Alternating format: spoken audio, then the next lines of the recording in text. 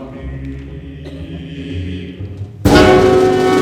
Christ, have mercy on me. Oh, Christ, have mercy on me.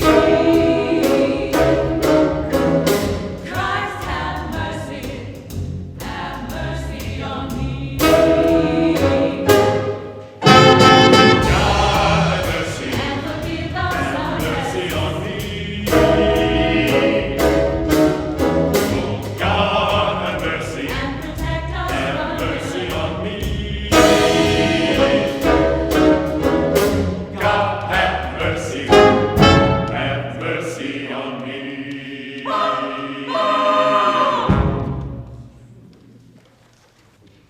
So Luke mentions that the Pharisees and scribes were getting upset with Jesus because tax collectors, and think of tax collectors as kind of extortionists in Central America or something. So tax collectors are pretty tough character. Tax collectors and sinners are coming toward Jesus and listening to him and hanging out with him. So they complain. So Jesus tells a series of parables, culminating in this famous parable of the prodigal son. Now this parable is relatable for most of us because, like, we all have dysfunctional families where our families are less than perfect.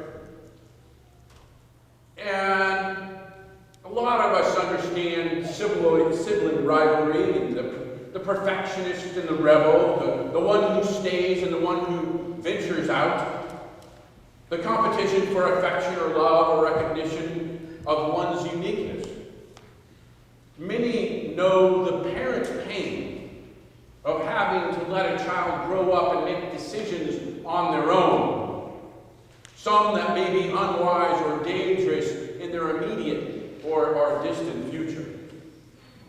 Now, first century Israel is not 21st century United States, where individualism is emphasized by the left and the right to an equal degree, where one is expected to leave, to cast off social connection when forming personal identity and going out to make money. Family members would have been expected to stick around and contribute. Now, a big part of the issue is that wealth is held in the form of land by a family, and it's passed on from generation to generation. Also, requesting your inheritance before your parent dies is like saying, hey, I wish you would hurry up and die so I could have your money.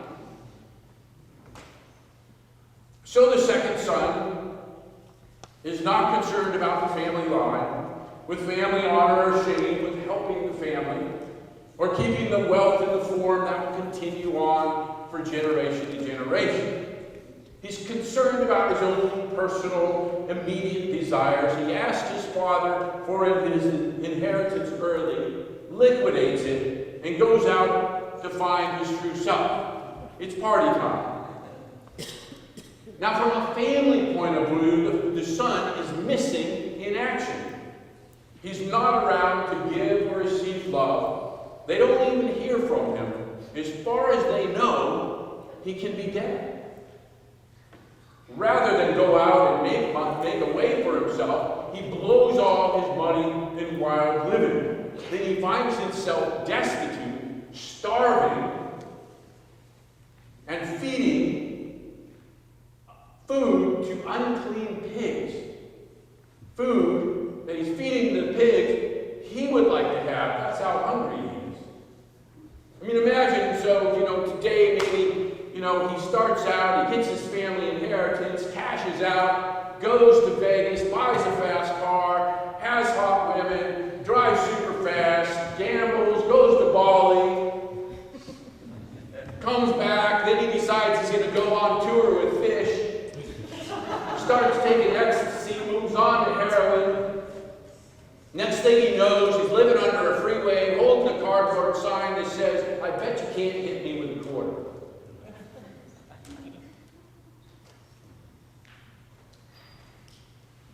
hits rock bottom, he realizes the mistakes that he's made. He hopes that maybe he could at least come and be a servant with his father. So he returns with a plan of making a huge apology and working as a servant. Now note he starts out kind of self-centered and arrogant, and he comes back humble. Now the father hears that his long-lost son is coming, and he heads out to meet him. He can't wait. He heads out to meet him. He runs out to meet him. He gives him a wonderful robe and throws him a big party.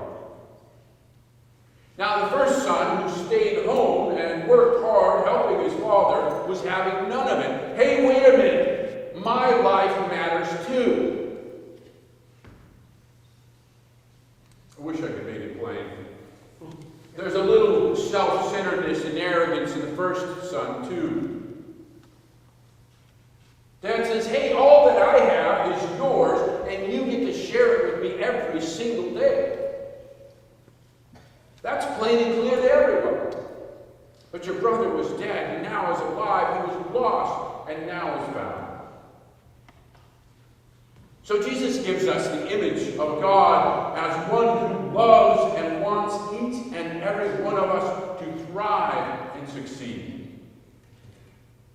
Now, many of us might be tempted to think that we've made so many bad decisions. Our life story is filled with so many broken relationships and addiction and bad financial decisions that we might as well just continue to be isolated and broken off and messed up. But the clear message is that God is waiting for us, loving us. God's love just doesn't end no matter what we do. God's love, God can't stop loving us. It's not an option. That's who God is. God is love. But He's just sitting there waiting for us to turn around and come home. He's just waiting to run out and greet us, longing to return to relationship. God loves us unconditionally now and forever. God's love doesn't change even though we make bad decisions. It's never too late to repent. We can change from self-centeredness and arrogance towards humility. Now the other son's invited at the party too. We're all invited. But the first son wants the father's love to be tied to works. Our wise or our bad choices lead to consequences, and we get to benefit or suffer from them. And the father's party, the father's love doesn't change that. We can assume that the second son will still have some work to do, some boundaries to set up and maintain. But God's love is not dependent on anything.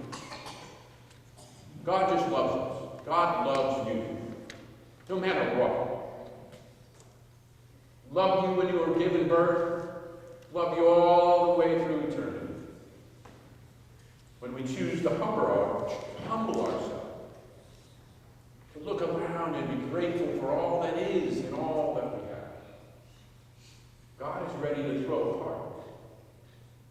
Come on, let's come home. Let's come on out of our room where we're powdered. Join the party. Amen. This is the table of welcome, the table of community, the table of compassion. People will come from east and west and north and south to sit at the table in the realm of God. All who hunger and thirst for righteousness, for God's grace and unconditional love, come and be filled. The dividing walls of hostility are broken down. By grace, we are invited to walk the bridge with the peace of Christ. The Lord be with you. And also with you. Lift up your hearts. Give thanks to the Lord. Give thanks to God. Give thanks and praise. In the beginning, there was no tune, no melody at all. Just the sound of the wind howling. Everything was cacophony. Then God started whistling, and it was a beautiful song. Music to bring meaning and shape to a lifeless void. And God said, "That's nice. I like that." Then God added harmony, and from that moment on decided that this was how creation should be: endless variety of shape and size, color and texture, everything complementing everything else. And God said, "That's nice." Then God added a beat, and on top of the beat, syncopation. And God said, "That has a nice groove to it." And God gave each creature a voice, and everyone had something to add to the great symphony of sound. And God said, "Okay, that's nice, but it's time for a little quiet. Let's just rest for a moment now." And so it is that the alternating rhythm of sound and silence has continued to this day. So we join our voices with the voices of all creatures and all our ancestors, and with people who sing in different languages that we might not even understand, but who, like us, have heard the tune and want to be a part of it all.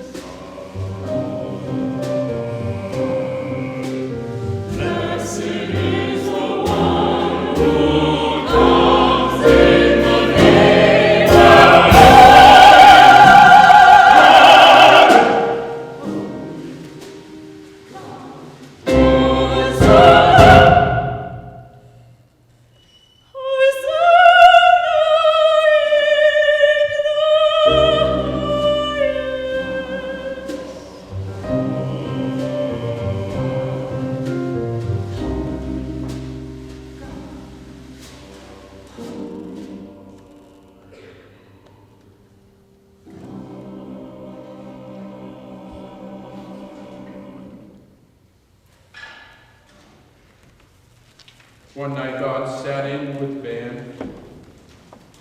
Now all musicians love to eat, and during one of the breaks he took the bread and broke it, saying, "Take, eat, this is my body which is broken for you. Do this in remembrance of me."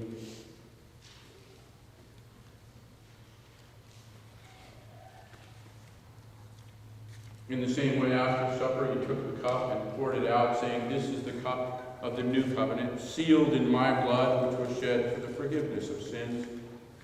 Do this in remembrance of me." We continue this tradition even as we try to remember that first beautiful melody that started it all eons ago. We dedicate our lives to living in harmony. as we do our best to vibrate sympathetically with that ancient song.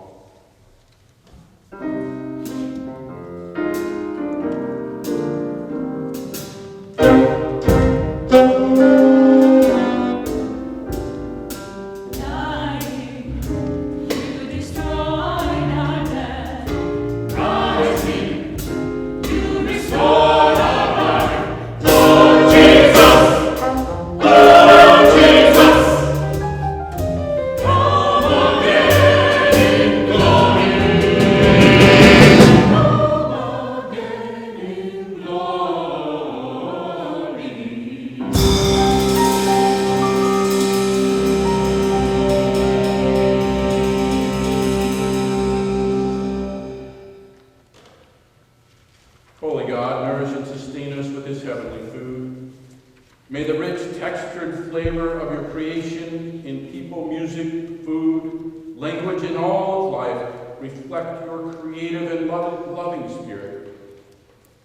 May we gain from this meal the courage and faith to be a phrase in your song for freedom, justice, and peace. With hope, we look forward to that time when we shall all eat together in your realm, when the dividing walls are broken down, divisions resolved, and all people raise their voices as part of your hymn of unity and thanksgiving. Friends, these are the gifts of God for the people of God, and we invite all of you, any of you who hunger and thirst for that unconditional love and unity and community and family, to come and share this feast. You can come down the center aisle and take a piece of the bread and dip it in the cup, and then move to the outside aisle, or if you need to move right back up the center aisle, that's fine too. And if you have a hard time moving and would like to be served in your seat, that's fine too. And if you would like to just sit and enjoy this time in silence with us, that's fine too. Let us come and share and join in this